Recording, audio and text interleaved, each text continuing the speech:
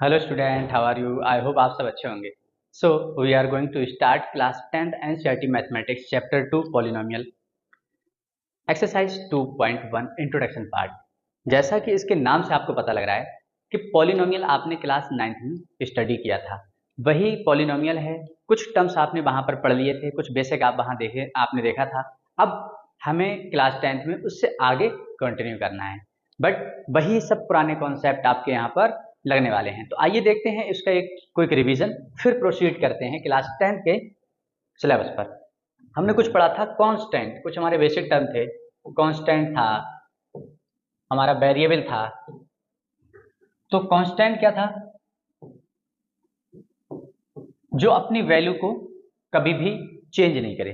Means चाहे आप किसी भी प्लेस पर जाकर देखो, किसी कंट्री में जाकर देखो, वो अपनी वैल्यू को कभी चेंज नहीं करता है। फॉर एग्जाम्पल 2 -5 √3 पाई, ये वो वैल्यूज हैं, वो रियल नंबर्स हैं जो कभी भी अपनी वैल्यू को चेंज नहीं करते। चाहे आप इंडिया में देखें, चाहे आप ऑस्ट्रेलिया देखें, चाहे आप अमेरिका में देखें, चाहे आप कहीं पर भी चले जाएं, इन वैल्यूओं को यही रीड किया जाएगा जो हम रीड कर रहे हैं। मीन्स ये वो वैल्यू हैं जो कि जिसको हम कांस्टेंट बोलते हैं। इसमें ऑल रियल नंबर्स आपके हो सकते हैं। वेरिएबल का नाम से ही पता लग रहा है आपको, वेरी, कुछ ऐसा जो अपने आप को वेरी करता हो उसको वेरिएबल बोलते हैं। इसको हम a, b, c, dot dot x, y, z, कुछ आपके सिंबल्स होते हैं, अल्फा, बीटा, गामा, थीटा, इनका भी यूज होने वाला है आपके क्लास 10th में। इन सबको हम क्या बोलते हैं? वेरिएबल। मीन्स ये अपने आप को वेरी करते रहते हैं। एग्जाम्पल में देखें, अगर हम मान लो कभी हमने देखा x + 2 = 0, कहीं हम देख रहे हैं कि x - 5 = 0, कहीं देख रहे हैं हम 2x - 3 = 0।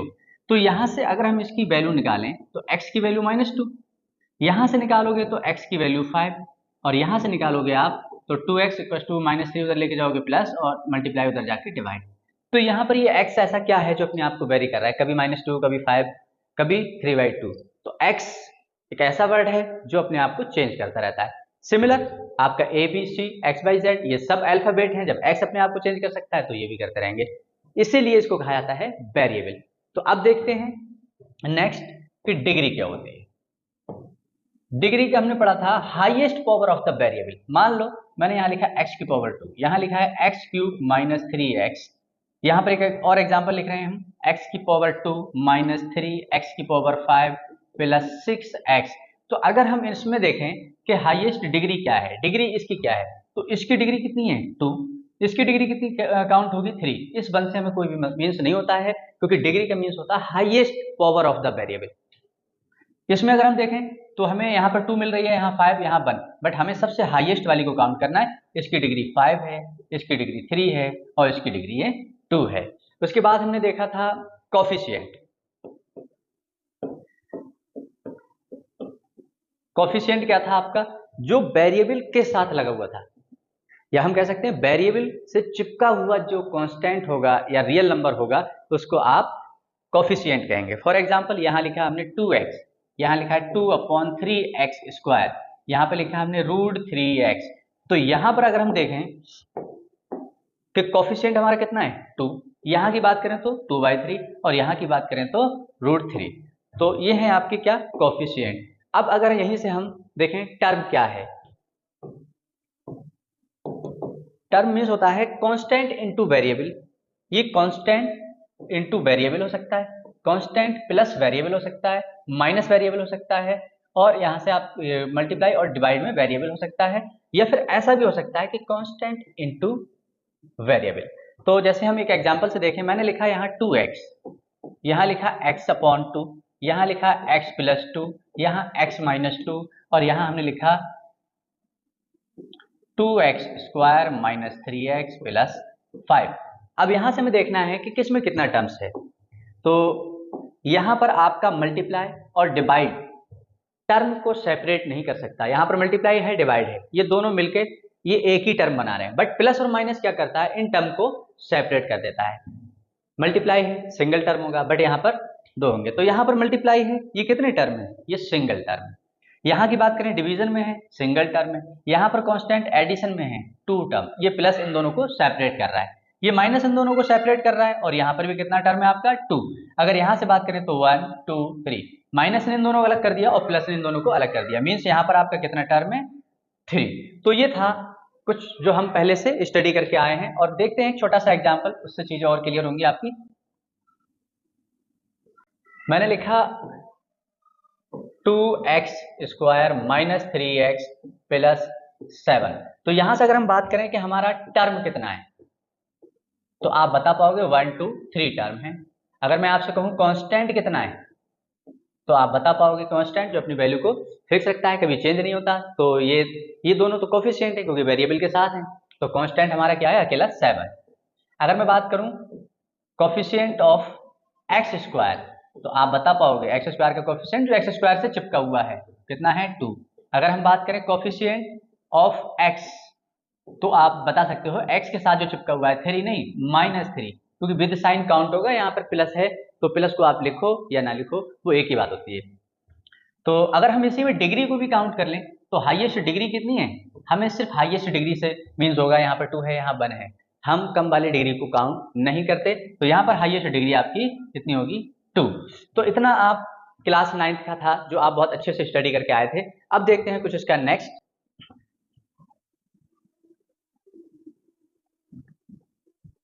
देखते हैं पॉलिनोमियल्स। पॉलिनोमियल्स से पहले हम एक और एग्जाम्पल देखते हैं।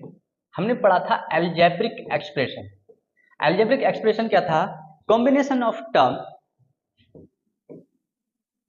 Combination of term using plus minus.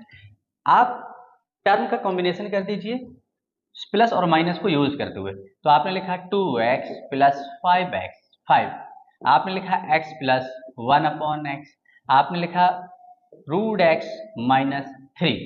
तो ये क्या है, हमारा अलजेब्रिक एक्सप्रेशन है, क्योंकि यहाँ पर क्या है constant into constant, constant into variable plus constant, ये अलजेब्रिक एक्सप्रेशन होगा, क्योंकि यहाँ पर सिर्फ टर्म के बारे में बोला गया है, कुछ और इनकी पर्सनल नोटिफिकेशन नहीं है।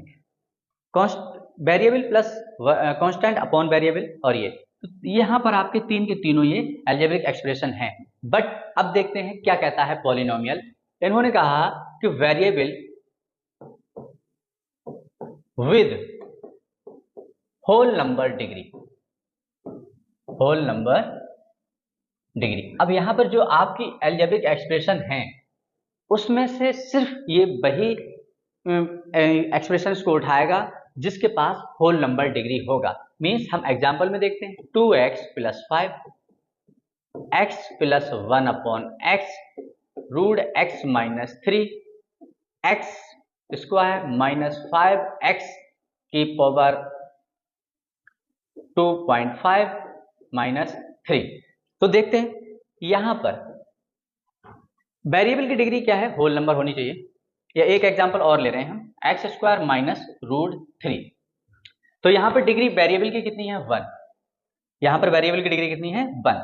इट मींस ये आपका पॉलिनोमियल है। अगर हम इसकी बात करें तो एक स्टेप इसको आगे बढ़ाओ, x प्लस, अगर हम इसको ऊपर लेके जाते हैं, न्यूमरेटर में लेके जाते हैं, तो कितना आता है x की पावर -1, क्योंकि हम जानते हैं कि डिनोमिनेटर में अगर पावर जो होती है न्यूमरेटर जाते जाते उसमें माइनस का चेंज आ जाता है।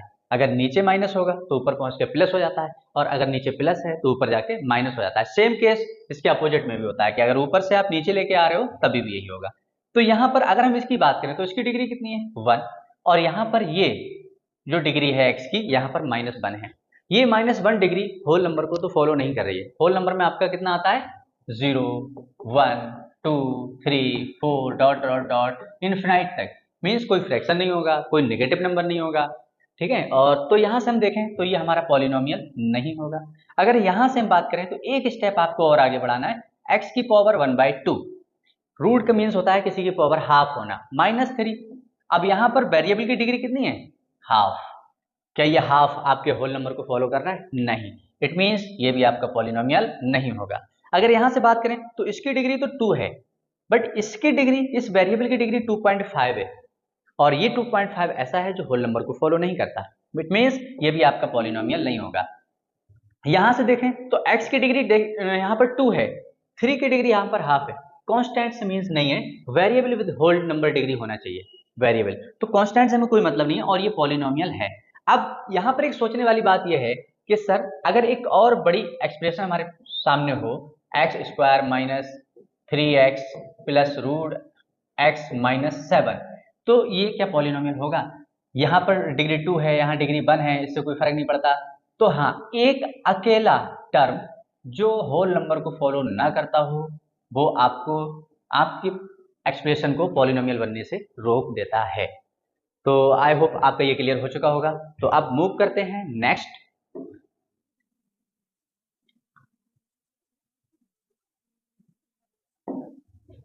Types of polynomial. हमने टाइप्स ऑफ पॉलिनोमियल को देखा था, इसको हमने दो टाइप से पढ़ा था। Number 1 on the basis of term and number 2 on the basis of degree. तो हम पहले देखते हैं on the basis of term. Term के बेसिस की अगर हम बात करें तो टर्म के बेसिस पे हमने डिफाइन किया था कि 1 टर्म हो सकता है, 2 टर्म हो सकता है, 3 टर्म हो सकता है और n टर्म हो सकता है। 4 5 6 7 हो तो कुछ भी सकता है, n time means infinite time तक हो सकता है। तो अब अगर हम 1 टर्म की बात करें तो सिंगल टर्म वालों को बोला है, हम बोलते हैं मोनोमियल। मोनो मीन्स होता है सिंगल, मियल मीन्स होता है टर्म, मोनोमियल। इसको हम बोलते हैं बायनोमियल, बायनोमियल। इसको बोलते हैं हम ट्राइनोमियल। अगर हम बात करें 4 की तो टेट्रानोमियल, पेंटानोमियल बोल सकते हैं आप, बट सफिशियंट है कि आप n बोलें। और बहुत ज्यादा टर्म वालों को हम क्या बोलेंगे? Polynomial with, polynomial with n term. अब यहीं से अगर मान लीजिए 10 टर्म आ जाते हैं तो आप क्या बोलेंगे? Polynomial with 10 term. ये था आपका on the basis classification of on the basis of term. अगर हम एग्जांपल की बात करें तो आपका 2 हो सकता है, एक्स स्क्वायर हो सकता है, माइनस का 5/2x हो सकता है। बायनोमियल में आपके दो टर्म होंगे, x + 2 हो सकता है, एक्स स्क्वायर प्लस 5x हो सकता है। ट्राइनोमियल की बात करें तो x का क्यूब माइनस 3x प्लस 5 हो सकता है, x square plus 5x minus 6 हो सकता है। पॉलिनोमियल के बारे में बात करें तो आपका एक जो जनरल टर्म है वो हो सकता है। तो देखते हैं एक इसके पॉलिनोमियल की जनरल टर्म भी हम देख रहे हैं। जनरल टर्म हमारी क्या थी? अगर यहीं से हम पॉलिनोमियल को क्या लिखें, एक जनरल टर्म को फॉर्म, जनरल फॉर्म बना लें, एक स्टैंडर्ड फॉर्म बना लें, तो वो हमारे लिए इजी रहेगा चीजों को और क्लियर करने में। तो पॉलिनोमियल को हम रिप्रेजेंट करते हैं px, जहां पर आप a0 plus a1x plus a2x square plus dot dot dot an x की पावर n। वेयर आपको लिखना होगा where a0 a1 a2 dot dot dot an आपके क्या है? रियल नंबर है। क्या है आपके? Real number. और जहां पर आपका वेरिएबल कितना है? x है। तो यहां पर जो हमने पॉलिनोमियल को रिप्रेजेंट किया है वो पॉलिनोमियल विद 1 वेरिएबल है, जहां पर हमारा वेरिएबल कितना है? x है। तो ये आपकी क्या है? स्टैंडर्ड फॉर्म है पॉलिनोमियल को रिप्रेजेंट करने की, ये आपको याद रखना है। तो अब मूव करते हैं हम on the basis of degree. देखते हैं डिग्री में हमारा क्या था। हमने डिग्री को भी 4 पार्टों में डिवाइड किया था। तो डिग्री के बारे में आप जानते हैं कि कांस्टेंट होल नंबर डिग्री क्या होता है? 0 से स्टार्ट होगी, क्योंकि होल नंबर 0 से स्टार्ट होता है। आपको ये बात पता है कि किसी भी वेरिएबल का, आप किसी वेरिएबल ही नहीं, किसी की भी डिग्री अगर आप 0 करते हो रिजल्ट आता है 1। आपने एक्स स्क्वायर की भी डिग्री 0 कर दी, रिजल्ट आपका 1। इट मीन्स हम डिग्री को होल 0 से स्टार्ट कर देंगे। 0 डिग्री हो सकती है, 1 डिग्री हो सकता है, 2 डिग्री हो सकता है, 3 हो सकता है और 4 हो सकता है। अगर यहीं से हम इसका नेम को बारे में देखें तो हम इसको नेम देंगे 0 डिग्री। यहाँ नेम, यहाँ हम लिख देंगे इसकी फॉर्म और यहाँ लिख देंगे जनरल। तो किसी भी वेरिएबल की डिग्री 0 का मीन्स कितना है? कि 1 हो जाना। 1 क्या है हमारा? कांस्टेंट। मीन्स अगर हम इसको कांस्टेंट पॉलिनोमियल लिखते हैं, कांस्टेंट पॉलिनोमियल, तो ये इसका नेम होता है। जहां पर हमारा कोई एक कांस्टेंट है, अब आप उसको भी पॉलिनोमियल कह सकते हो, और वो कैसा पॉलिनोमियल होगा? कांस्टेंट पॉलिनोमियल होगा। तो अगर हम इसकी फॉर्म लिखें तो 2 हो सकता है, माइनस का 5/2 हो सकता है, √2 हो सकता है, इट मीन्स कि कांस्टेंट होगा। जनरल फॉर्म को अगर हम रिप्रेजेंट करें तो ए नॉट यहाँ पर रियल नंबर है, आप इसको वेरिएबल नहीं समझेंगे क्योंकि वेरिएबल हमारा हम किसको काउंट करके चल रहे हैं, किसको मान के चल रहे हैं, एक्स को।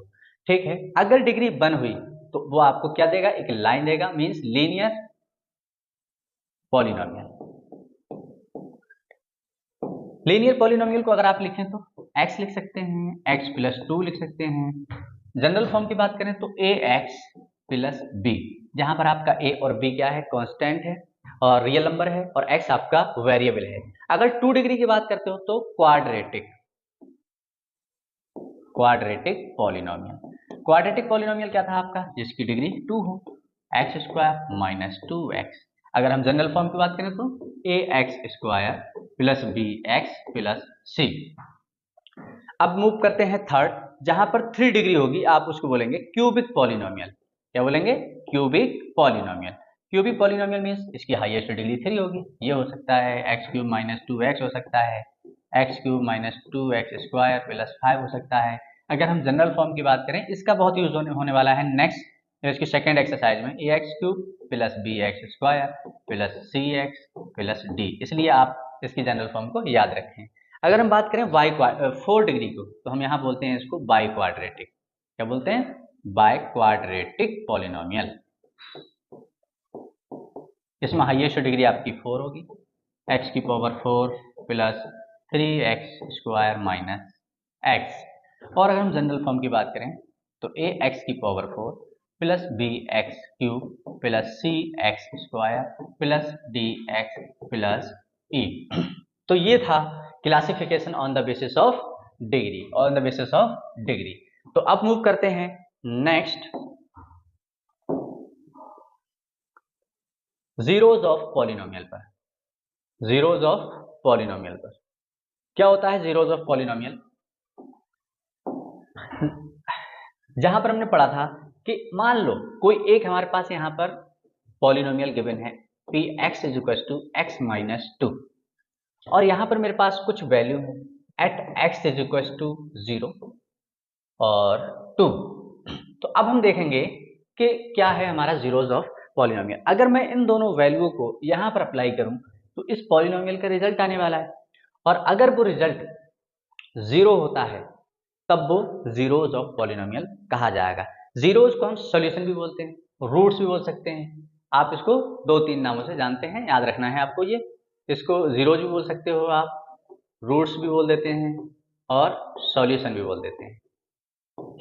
उस पॉलिनोमियल का सॉल्यूशन क्या है, रूट क्या है और जीरोज क्या है। तो आपने क्या किया, at X is equal to 0 पर चेक किया, तो अब आपका इस पॉलिनोमियल में जहां पर x है वहां पर क्या पुट करने वाले हो, 0, क्योंकि at X is equal to 0 हमने मान लिया है कि x की वैल्यू 0 है। तो जहां जहां पर आपको x दिख रहा है आप वहां पर 0 पुट कर दो, और अब आपको यहाँ पर P0 की वैल्यू मिलती है -2। क्या हम इसको 0 कह सकते हैं, नहीं, क्योंकि इस वैल्यू पर इसका रिजल्ट 0 आना चाहिए था, तब इसको 0 बोल सकते थे। देखते हैं नेक्स्ट पर, at X is equal to 2, तो आप यहाँ पर अप्लाई करेंगे x के प्लेस पे 2, और आपको क्या मिल रहा है, 2 माइनस 2 ये कैंसिल आउट हुआ, और P2 पे आपको मिलता है रिजल्ट 0। तो यहाँ पर इसको हम जीरोज ऑफ पॉलिनोमियल नहीं कह सकते, ये हमारा जीरोज ऑफ पॉलिनोमियल है। तो हमें क्या लिखना होगा, at x is equal to 2 is a zero of the polynomial px equal to x minus 2। तो ये था आपका जीरोज ऑफ पॉलिनोमियल। इसमें हम सिर्फ वैल्यू ऑफ पॉलिनोमियल कह सकते हैं, जीरोज ऑफ पॉलिनोमियल नहीं कह सकते। तो हमने क्या देखा कि जीरोज ऑफ पॉलिनोमियल क्या है, कि x की एक ऐसी वैल्यू जो उस पॉलिनोमियल का रिजल्ट 0 बना दे, तब उस वैल्यू को आप क्या बोलोगे, जीरोज ऑफ पॉलिनोमियल बोलोगे।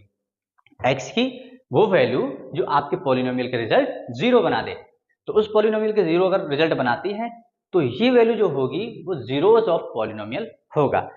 तो आपको आई होप क्लियर हो गया होगा। तो अब मूव करते हैं नेक्स्ट।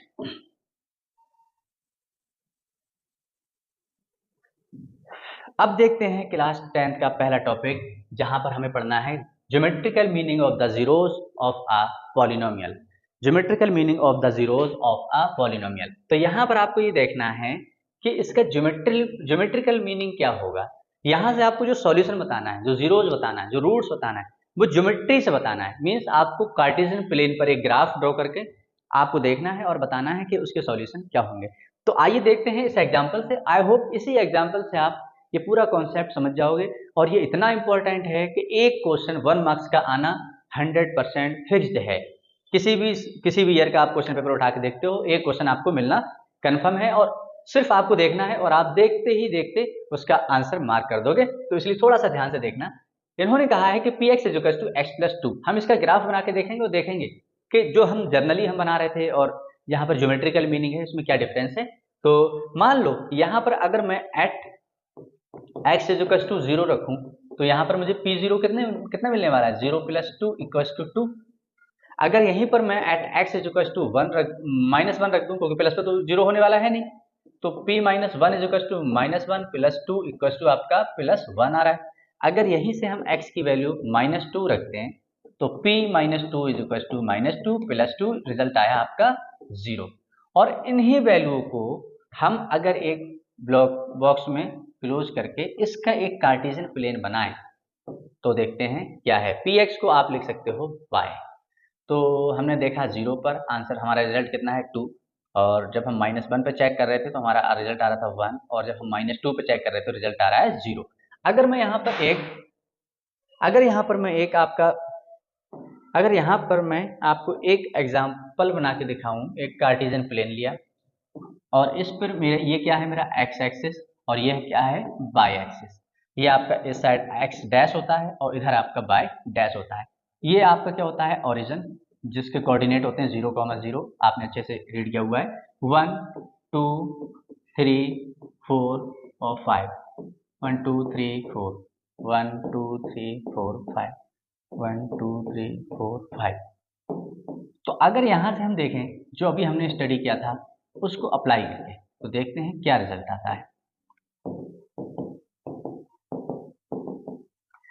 जब x की वैल्यू 0 थी तो y कितना था, 2 था, जब x की वैल्यू 0। अब x एक्सिस पर अगर आप देखते हो तो इस पूरी एक्सिस पर y की वैल्यू 0 होती है।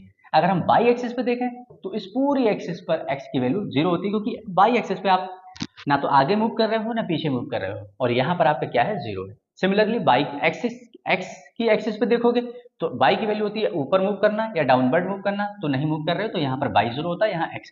तो इन्होंने कहा है x 0 तब y 2, x 0 इस लाइन पर है और y 2 ये वाला पॉइंट। अब देखते हैं नेक्स्ट पॉइंट में उन्होंने कहा है -1 पर 1। जब x की वैल्यू -1 थी, x की वैल्यू -1 मीन्स ये थी, तो आपका y की वैल्यू कितनी थी, 1, मीन्स आपका ग्राफ यहाँ से मीट होकर जा रहा है। जब x की वैल्यू -2 थी तब आपका ग्राफ 0 हो गया, जब y की वैल्यू 0 आ गई। अगर इन तीनों पॉइंटों को अगर हम मीट कर दें तो हमें ये एक लाइन मिलने वाली है, क्योंकि यह है क्या है, लीनियर इक्वेशन। अब यहां से आपको अगर जनरली देखें तो x की वो वैल्यू जो रिजल्ट आपका 0 कर दे वो तो 0 है, जहां सॉरी -2 है जो आपके रिजल्ट को 0 बना रहा है। यही अगर हम इसमें अप्लाई करें तो x की वो वैल्यू जो आपको जीरोस दे, तो वो आपका क्या है, -2, जहां पर आपका ग्राफ 0 हो रहा है। मीन्स आपके कार्टेशियन प्लेन पर कोई लाइन आपका x एक्सिस को जितनी बार कट या फिर टच करके जाएगी वही नंबर ऑफ जीरोस उस पॉलिनोमियल के होंगे। तो आप अगर ये आपको क्लियर हुआ है तो अब देखते हैं नेक्स्ट क्वाड्रेटिक, और क्वाड्रेटिक से आप और अच्छे से क्लियर समझ पाओगे। मान लो यहाँ पर अगर हम एक टेबल बना लें पहले से ही कि x और y में, तो मान लिया मैंने ये मेरा x है और ये मेरा y है। जब मैंने 0 रखा तो 0 का स्क्वायर 0 - 1, रिजल्ट आपका -1। जब आप 1 रखोगे तो 1 का स्क्वायर 1 - 1 0 हो जाएगा, क्योंकि एक प्लस एक माइनस। अगर -1 भी रख रहे हो, -1 रखते हो तो -1 का स्क्वायर होता है प्लस, देख लो चाहे आप यहाँ से, -1 का स्क्वायर कितना होता है, और -1 ये होता है आपका +1 -1, ये कैंसिल आउट, रिजल्ट आया 0, मतलब ये। तो अगर अब आप इसको ग्राफ पर रिप्रेजेंट करो तो देखते हैं कैसे होगा। ये क्या है आपका,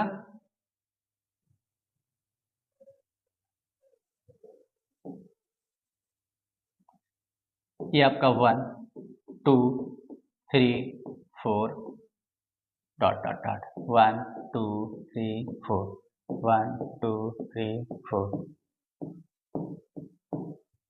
ये आपका बाई डैश 1 2 3 4।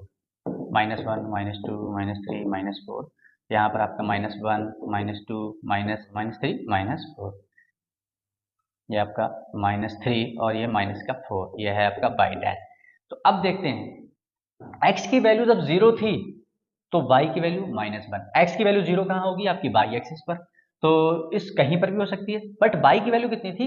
-1 थी, मीन्स इस वाले पॉइंट की बात कर रहे हैं ये। तो अब देखते हैं नेक्स्ट कि जब x की वैल्यू 1 थी तब y 0 था। जब x की वैल्यू 1 थी तो आपका y 0 था। जब x की वैल्यू 1 थी तो y 0 था। जब x की वैल्यू -1 थी तब y अगेन 0 था। और आगे अगर तुम इसकी वैल्यू निकालना चाह रहे हो तो आप इसी को आगे कंटिन्यू कर सकते हो। कैसे? कि 2 पे निकाल लो। जब 2 रखोगे तो 2 का स्क्वायर 4 - 1 3 होगा। अगर आप -2 पे निकालोगे तो -2 का स्क्वायर प्लस 4 - 1 तब भी आपका 3 आ रहा है। तो यहाँ से मीन्स देखते हैं x की वैल्यू जब 2 थी तो y की वैल्यू कितनी थी? 3, मतलब पॉजिटिव 3, ये वाला पॉइंट। जब -2 थी तभी भी आपकी वैल्यू कितनी आ रही थी? -2 पे 3। अगर हम इसको एक ग्राफ में फॉर्म करें तो ये ग्राफ कुछ ऐसा बनने वाला है। और यहां से अगर हमने देखा कि x² - 1 एक क्वाड्रेटिक पॉलिनोमियल था और इसके नंबर ऑफ जीरोस कितने हैं? 2 हैं। कैसे पता लगा? कि ये x एक्सिस को 2 प्लेसेस पर कट कर रहा है। तो यहां से क्लियर हुआ कि आपका जो ग्राफ होगा वो x एक्सिस को जितनी बार टच या इंटरसेक्ट करता है वही आपके नंबर ऑफ जीरोस होंगे। बाई एक्सिस से हमें कोई भी फर्क नहीं पड़ता है। तो अब हम कंटिन्यू करते हैं थोड़ा सा आगे, जिससे कि और चीजें क्लियर हों। ये क्या था आपका? Quadratic polynomial. इसमें जीरोस कितने आए? 2। तो अगर मैं 2 जीरोस की बात करूं तो ये ग्राफ तो मेरा ऐसा भी हो सकता था। ये ग्राफ तो मेरा ऐसा भी हो सकता था। मींस अगर यहां पर मैं x² - 1 के प्लेस पर 1 कर देता तब मेरा ये ग्राफ कभी भी 0 नहीं आता। x की आप कोई भी वैल्यू रखते, चाहे नेगेटिव रखते, पॉजिटिव रखते, ये तो यहां से क्या पता लगा कि यहां पर मेरा जो नंबर ऑफ जीरोस है वो कितना है? 0 है। मे बी कि आपका यही ग्राफ कुछ ऐसे बन जाता जो एक ही बार कटर कर रहा होता, तो आपका नंबर ऑफ जीरोस कितना होता? 1 होता। नंबर ऑफ जीरोस कितना होता? 1 होता। यहां पर कोइंसिडेंस था कि ग्राफ आपका ऐसा मूव कर गया और आपने बोले सर यहां पर 2 नंबर ऑफ जीरोस हैं। या फिर सिमिलर ये ग्राफ आपका कुछ ऐसा मूव कर जाता, अभी भी आप बोल देते कि ये 2 जीरोस हैं। तो यहां से एक बात क्लियर हुई कि अगर आपका क्वाड्रेटिक पॉलिनोमियल है तो मैक्सिमम नंबर ऑफ जीरोस 2 होंगे। मैक्सिमम मतलब कि आपका 2 भी हो सकता है, 1 भी हो सकता है और ऐसा भी हो सकता है एक भी जीरोस आपको ना मिले। वो डिपेंड करता है आपकी पॉलिनोमियल पर। तो अब मूव करते हैं अपने एनसीईआरटी के एग्जाम्पल पर, जो बहुत अच्छा एग्जाम्पल है। और अगर आप इसको अच्छे से कर लेते हो, समझ लेते हो, तो आप ये मान के चलिए कि आपका 100% एक नंबर फिक्स हो चुका है। तो यहां पर इन्होंने कहा है, ये आपका एग्जाम्पल है, look at the graphs given below, each is the graphs of y equals to px where px is a polynomial. For each of the graphs find the number of zeros of px.